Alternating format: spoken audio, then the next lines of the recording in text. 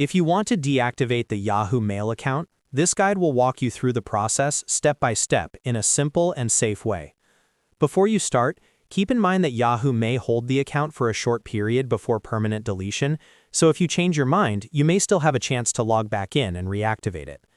If this video helps, please hit the like button and subscribe for more easy tutorials just like this. Alright, let's get into it. First, open your browser and go to the Yahoo account termination page. You can do this by visiting the official Yahoo Delete account page. Once the page loads, click the Sign In option to continue. If Yahoo asks you to log in, enter the email address and password for the Yahoo account you want to deactivate. After you are signed in, Yahoo will show you the account deletion or termination screen. Read the warning carefully so you understand what happens next. This step is important because deleting your Yahoo account can affect access to Yahoo Mail, contacts, and any connected services. Now click Continue Delete My Account. Yahoo may ask you to confirm your identity or review the account details one more time.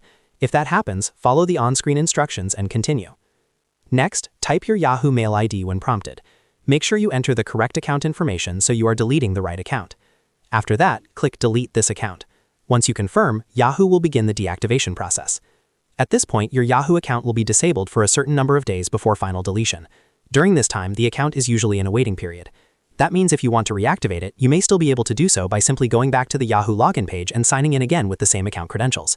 If you log back in during the allowed period, Yahoo can restore access to the account. But if you leave it inactive long enough, the deletion may become permanent. So if you are unsure, make sure you understand the timing before proceeding. And that's it. You've now learned how to deactivate a Yahoo Mail account using the official Yahoo termination page. It only takes a few minutes, and if needed, you can often recover the account by logging in again before the deletion period ends. If this tutorial helped you, please give the video a like and subscribe to the channel for more practical tech guides. Thanks for watching, and I'll see you in the next one.